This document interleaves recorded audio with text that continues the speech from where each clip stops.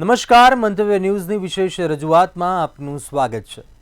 વડાપ્રધાન નરેન્દ્ર મોદીએ કરેલા કેચ ધ રેઇનના આહવાનને સાકાર કરવા ગુજરાતમાં catch the rain Sujalam Sufalam જળ અભિયાન 2.0નો મહેસાણાથી પ્રારંભ રાજ્યના મુખ્યમંત્રી ભૂપેન્દ્ર પટેલે કરાવ્યો હતો। ભૂગર્ભ જળસ્તર ઊંચા લાવવાના કામો પણ હવે વેગવંતા બનશે। જળ છે તો જીવન, તેમ જળ છે તો જ વિકાસ પણ છે।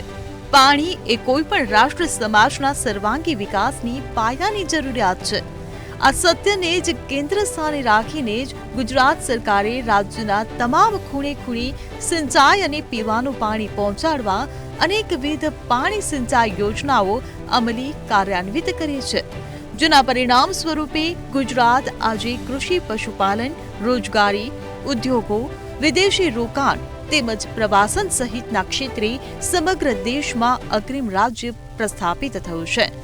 મુખ્યમંત્રી ભૂપેન્દ્ર પટેલે વડાપ્રધાન નરેન્દ્ર મોદીએ કરેલા કેચ ધ રેઇન આહવાનને સાકાર કરવાની દિશામાં મહત્વપૂર્ણ એવા catch the rain Sujalam Sufalam જળ અભિયાન 2.0નો મહેસાણા જિલ્લાના દવાડાથી રાજ્યવ્યાપી પ્રારંભ કરાવ્યો હતો।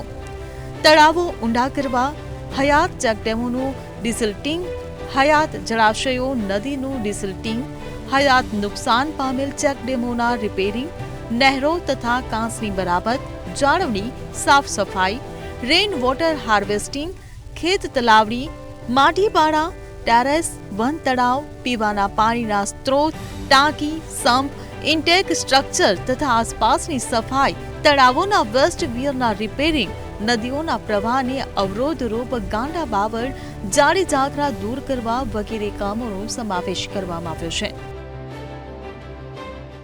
સુજલામ સુફલામ જે સરકારશ્રીનો જે હાલ જે કામકાંડ ચાલુ કરવાનું છે એમાં અમારા ગામમાં અત્યારે 700 થી 800 ફૂટે પાણી છે।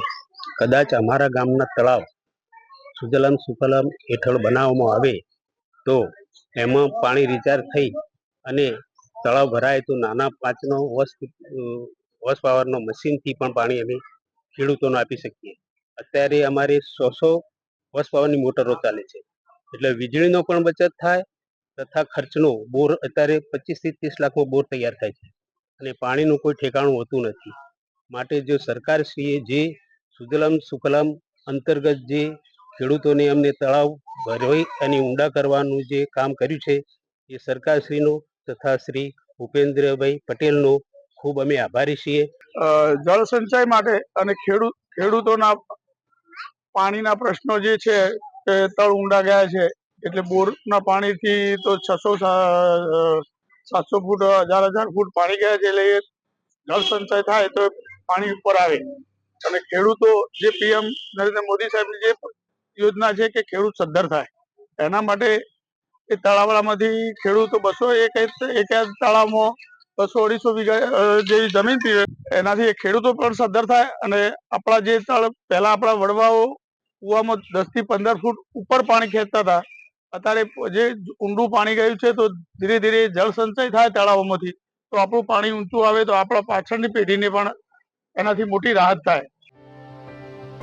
મુખ્યમંત્રીએ કહ્યું હતું, વરસાદી પાણીના ટીપે ટીપાનો સંચય અને સંગ્રહ કરવા સાથે પર્યાવરણ જાળવણી માટે ગ્લોબલ વોર્મિંગના પડકારોને પહોંચી વળવા ગ્રીન કવર વધારવા, એક પેડ માં કે નામ અભિયાનમાં અને સ્વચ્છ ભારત માટે સૌને સક્રિય સહયોગ આપવા અવસરે અનુરોધ કર્યો હતો।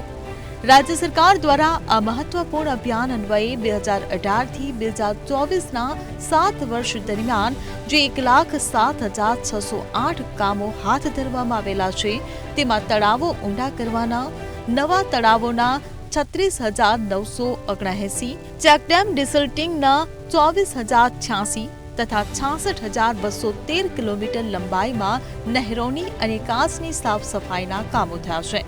આ બધા કામોના પરિણામે રાજ્યની જળ સંગ્રહ ક્ષમતામાં કુલ 1,19,144 લાખ ઘન ફૂટ જેટલો વધારો થયો છે અને 199.60 લાખ માનવ દિન રોજગારી ઊભી થઈ છે।